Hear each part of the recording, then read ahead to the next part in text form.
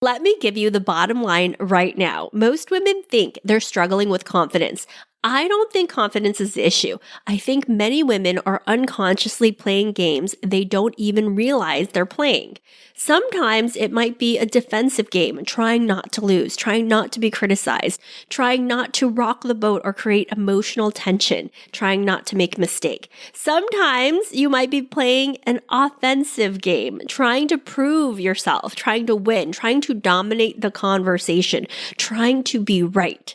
But there's a third option, and it's a super powerful one. It is conscious leadership. And I realized it this week playing pickleball with my husband, how actually it's not that easy to do, but how incredibly fun it is when you are playing this conscious leadership game. And how it is really about leadership influence and emotional attunement. Today, we are talking about the 3 leadership games women play, how fear quietly determines which game you're in, why neither defense nor offense creates sustainable influence, and how to become conscious enough to choose your response instead of reacting from them.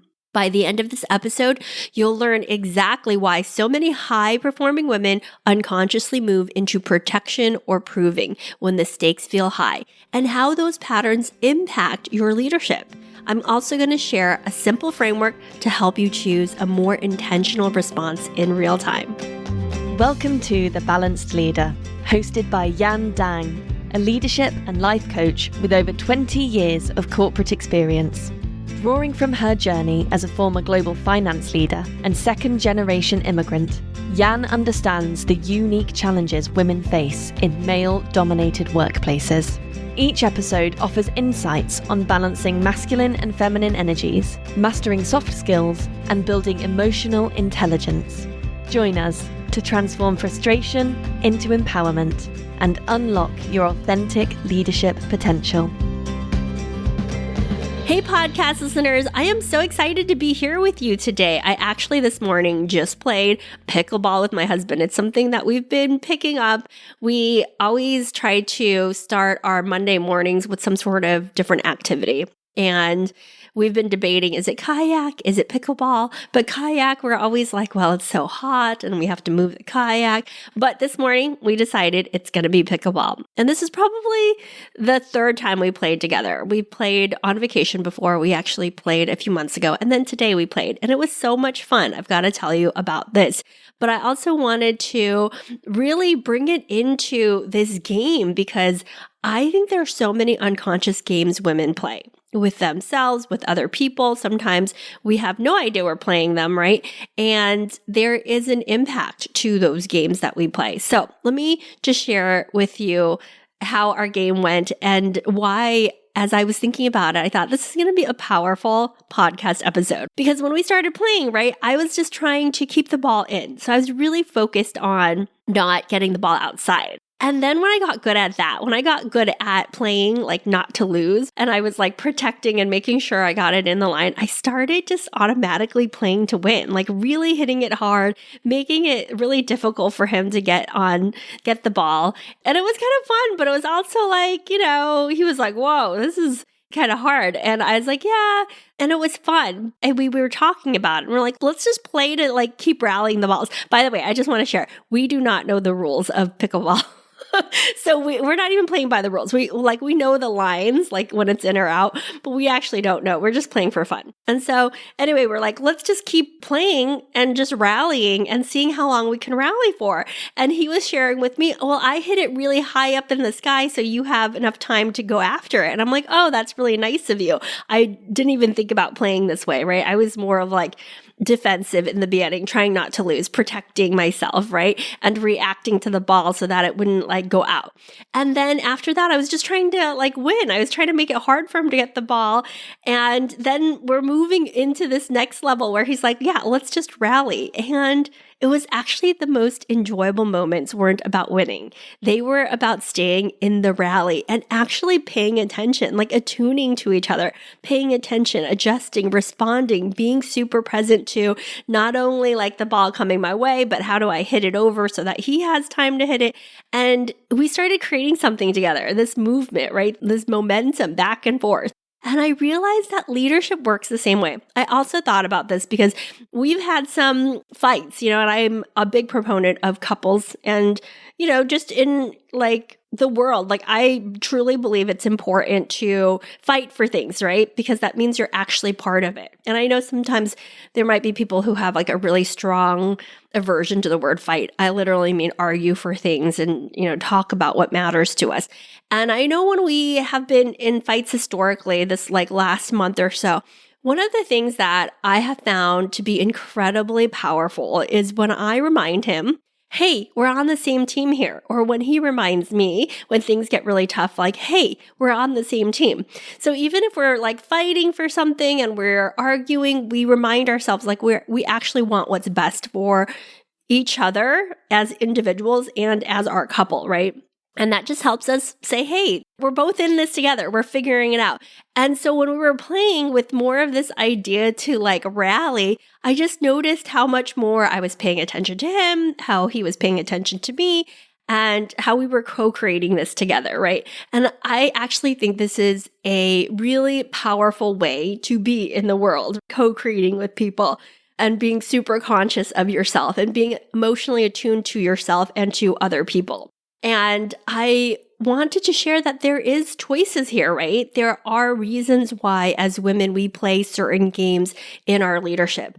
And the main goal of today's podcast is to talk about the consciousness, to talk about grounded curiosity, and to really talk about choices, right? This is about choices. So most women think leadership only offers two choices. And I was very much in this, and it actually becomes exhausting after a while, right? You're either protecting yourself or you're proving yourself. So both ways you're kind of performing. You're in this performance, right? You're trying to and I'll unpack each one of them, right? But there's a third option, and it's about creation, and it's about creating in the moment, being conscious, being present, right? Which is really, when you think about the highest levels of leadership, they talk about executive presence because you need to be present to what's happening around you and inside of you, right? So let's talk first about the three games. And I'm saying women play this, but men play this as well. But the audience for, the Balanced Leader is like 90% women. So I'm going to talk to the experience of a woman. So the first one is this defensive protective game, right? It sounds like this. Let me stay quiet until I know more. Let me avoid conflict. Let me not upset anyone. Let me make sure everyone approves first, right? The goal is safety. And as women, we're probably more conditioned to be in this game, right? Where we are looking out for threats, where we are really attuned to this fear of loss of approval, loss of belonging, loss of status, loss of certainty. So now here's the important part, right? I want you to really hear this because I don't want people to listen to this and be like, oh, defensive is so bad, right? I'm not saying defensiveness isn't always bad. Sometimes defense is wisdom. I would never tell a woman to be vulnerable with a known corporate bully, right? I would never tell somebody to go bare your soul and tell them all your feelings and this is gonna, have them change. That's just not true. And sometimes protection is appropriate. The issue is not defense. The issue is unconscious defense, right? It's when you're playing this defensive role and you don't even realize it and it becomes your autopilot, right? And this is where sometimes people think about maybe your personality at work. People used to say I was like the enforcer because there was sort of me from a social point, I'd be very approachable, very easygoing. But then at work, people would call me the enforcer. And there was just this protection. When you're protecting yourself without realizing, that's what you're doing. This is the unconscious defensiveness that sometimes you may carry as a protection, as a way to not expose yourself to the potential of, danger, right? And if you've listened to the podcast in the past, I've shared in the past that for me, with my upbringing, I always had this thought historically that men were there to take advantage of me, which was not helpful for my personal relationships with men, nor were they helpful. They were helpful to an extent. I learned to be very good at asking questions. I learned to be very good at gathering information.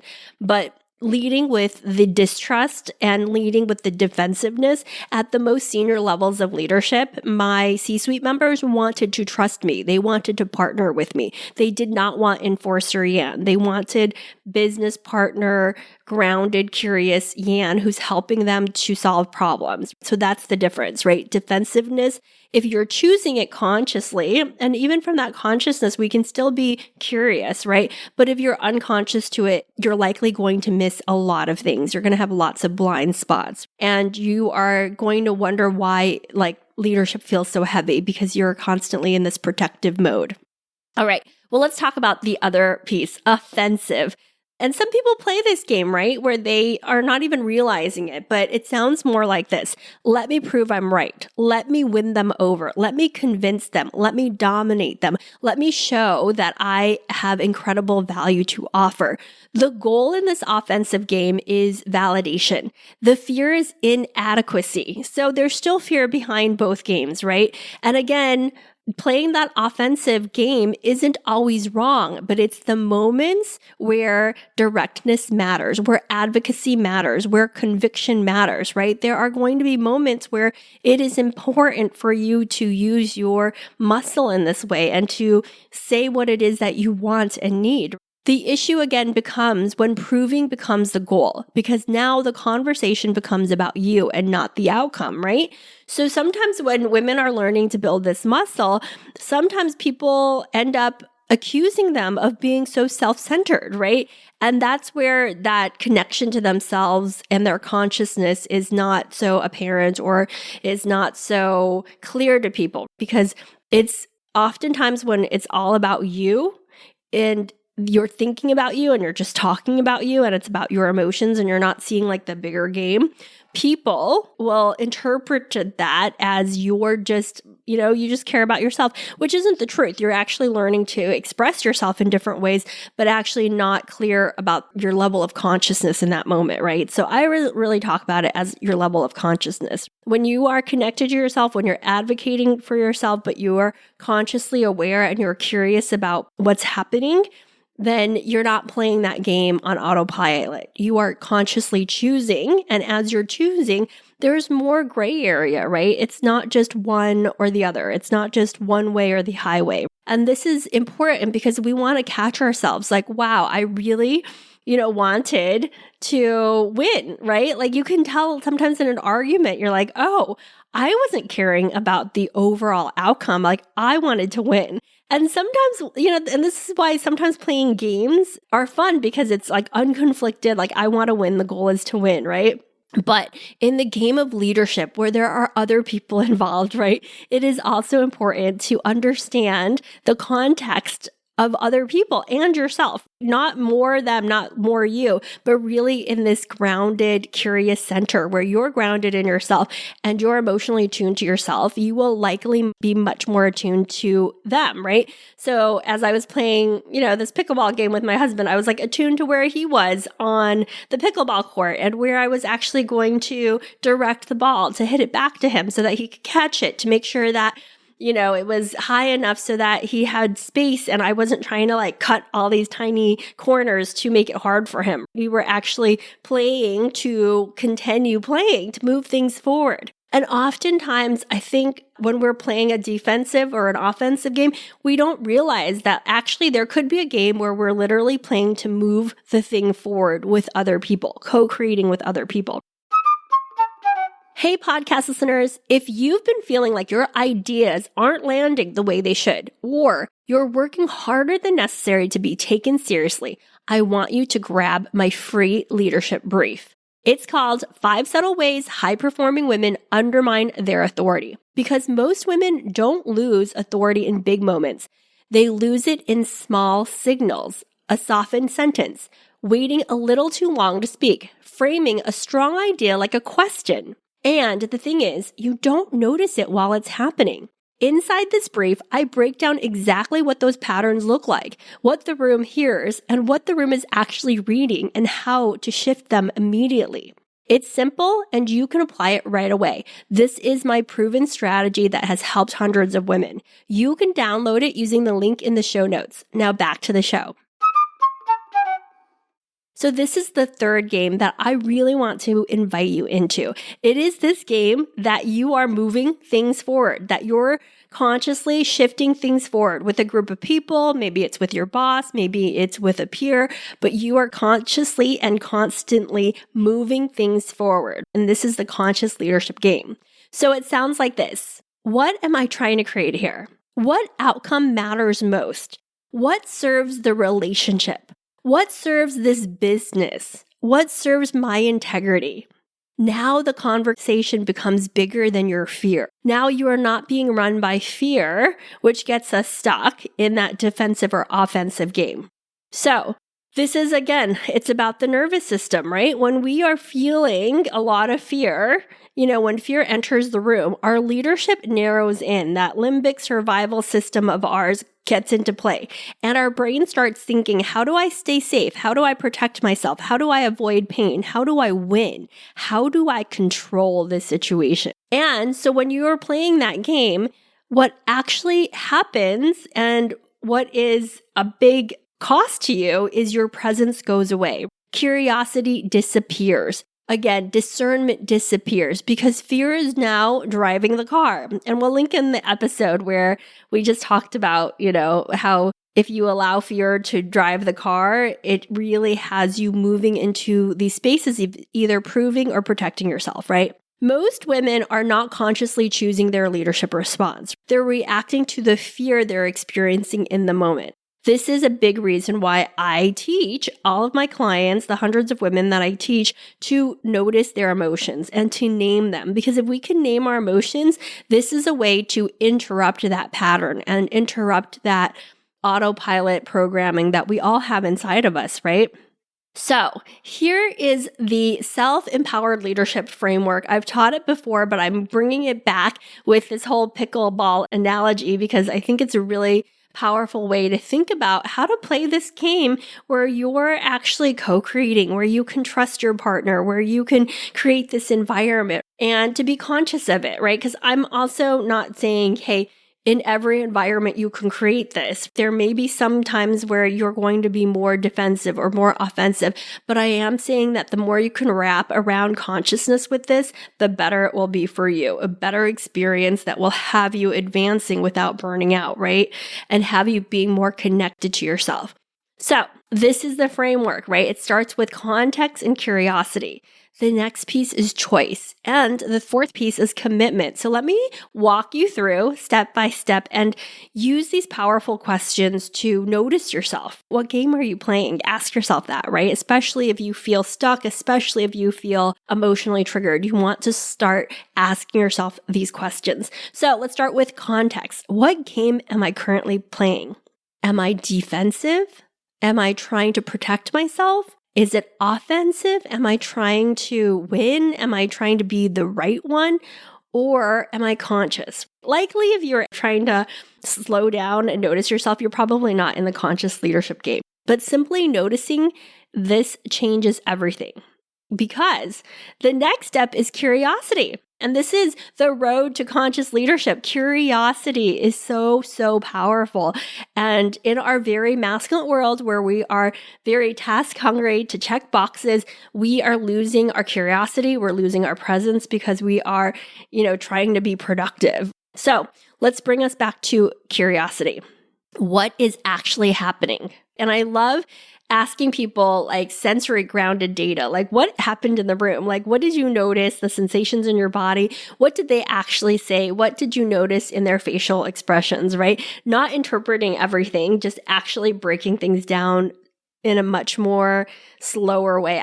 One of my clients just said this week, she presented something, the CEO didn't like it, her boss thought it was great. And I'm like, okay, what's the data here? Like, what did he not like specifically? What did your boss like specifically? Let's really break it down and be curious versus our brains want to go to, well, the CEO didn't like it, so it was just terrible. And then that gets you more in that defensiveness versus, hey, well, what did he specifically not like? Let's really break that down. Because what you want to watch out is your brain may naturally go to, what am I afraid might happen? What is happening? What are the facts? What outcome matters? So again, with curiosity, you want to know what is actually happening, right? You want to slow your brain down, not let your brain say, what am I afraid might happen? What is happening? What are the facts? What outcome matters? This is where we can kind of slow ourselves down and ask ourselves more questions. What is this person trying to communicate? So it was also interesting just, when I was reading what my client said, I'm like, okay, the CEO didn't like it, but she didn't share what he didn't like. It almost seemed like she was just taking on the judgment without being curious, right?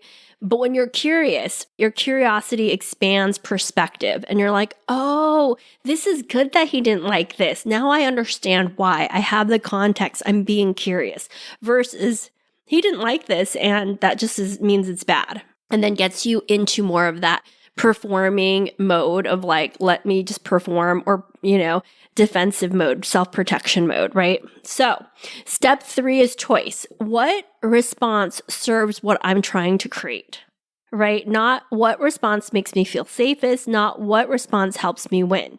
We want you to come back to what response serves the outcome. I was just coaching another client to help her to make choices to activate people towards the outcome she desires, right? To move people, again, volleying. This is about a volleying game. Because I think also oftentimes when I'm coaching women, they're like, oh, but what if this happens? And then this doom or gloom thing happens. And I'm like, life doesn't work that way. Life is a series of conversations. It is a series of actions back and forth. It's kind of like when people get married and they think they'll just live happily ever after.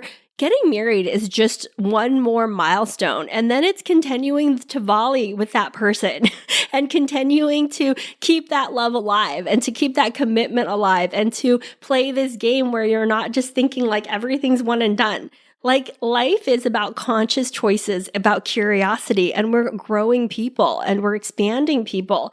But when we feel stuck in our ways and when we feel a lot of fear, we oftentimes don't feel this expansiveness. We feel like we have to, stay stuck, and this is why choice is so important and matters so much, right? Because you have a choice to move something forward even a little bit every single day. Move something forward, move a conversation forward, build a little more trust, build a little bit more space for other people, for more curiosity, for yourself, for more self-acceptance. So step 4 is commitment. Can I stay with my choice even if discomfort shows up? Can I stay grounded if someone disagrees? Can I tolerate temporary emotional tension? Can I trust myself? This is commitment. This is you making the choice of consciousness over and over again because leadership isn't tested when everyone agrees. Leadership is tested when discomfort arrives. Can you stay connected to yourself? Can you stay open? Can you stay curious? Can you be alive to yourself being activated? I want to share one more story, and I might have shared it on this podcast before, but I had a relationship with our sales leader that was so difficult. I joined this company. This person, in my mind hated finance, which basically meant he hated me. And it was not an easy relationship. I was curious about it though. I was like, he barely knows me. So this probably doesn't have that much to do with me, but for sure I would show up defensively. And oftentimes offensive, right? I would oftentimes, from a defensive standpoint, I'd come in with all of my numbers and I would share with him that I had the authority to make these decisions. And I would oftentimes say, I have already agreed with the CEO that this is the way forward, right? I was trying to control him. And I was trying to allow, like it was sort of fear dressed up as sophisticated leadership. Like I'm going to show up really powerfully. But really, I was in some sort of performance. I was either protecting myself or I was proving myself. I think with him, I played probably more defense than offense. But what I realized is that this is not a winning game for either of us. Both of us running to the CEO to share our problems wasn't elevating either of us. And so something had to change. And I was not willing to wait for him to change. I could have sat there and been like, I'm going to sit in my corner and wait for him to change. But instead, I chose conscious leadership. I was like, I'm powerful here. I'm not just a part of this story. I am a player, a key player in the story. And so I started to show up with him much more open, much more curious. And that shifted our relationship. It changed our relationship. Were we best friends? No way. Did we respect each other? Could we move things forward? Yes and yes. So this is what I want to invite you into, that you have the power to play a more conscious game, to play a more creative game, to play a game where you trust yourself more powerfully and more deeply, and where you're grounded in yourself and you're more curious about the world and the possibilities that are open to you. This is where expansiveness happens when you play this conscious leadership game. And quite honestly, when I think about playing this game with my husband in our relationship, even on the court, it's just so much more fun to have this partnership, to be attuned to what he's doing, to feel like we're both winning, to be on the same team together, right? And I'm not saying like it's easy, because it's not. It's not always easy. Sometimes we want to feel like we feel so unstabilized, right? We want to control things. But I'll share with you one of the things my coach recently said to me, one of my coaches recently said to me, is that true freedom is not needing to control everything. It actually is not needing to control, because it's you trusting yourself to show up for yourself whatever happens. Period. End of story, right? You getting to decide that you are going to show up. So I want you to really take this to heart and ask yourself these questions. Where in your life are you currently playing defense? Where are you playing offense? And where would conscious leadership create a different result for you? More curiosity, more groundedness. Think about a conversation you need to have this week, a meeting, a boundary, a truth, a piece of feedback, a decision. Before you walk into that room and into that conversation, ask yourself, what game am I choosing to play? Because the answer will shape everything that follows. The most influential women aren't the ones who always win.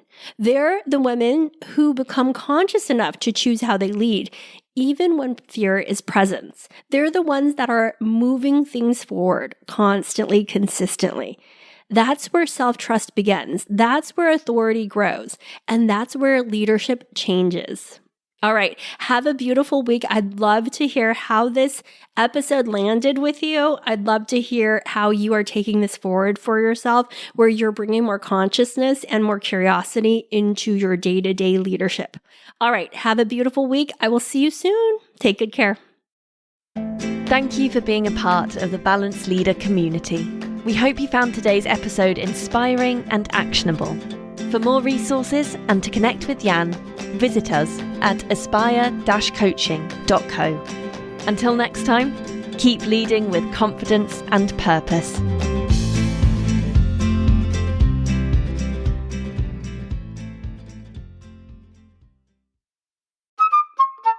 Hey, before you go, if you've been noticing moments where you hold back, soften your message, or question how you're coming across, I want you to take a closer look at that. Because those moments might feel small, but they're happening more often than you think, and they are impacting your authority as a leader. I pulled together a brief leadership guide called 5 Subtle Ways High-Performing Women Undermine Their Authority. It will help you see the patterns that are easy to miss in real time and give you simple shifts you can start using immediately.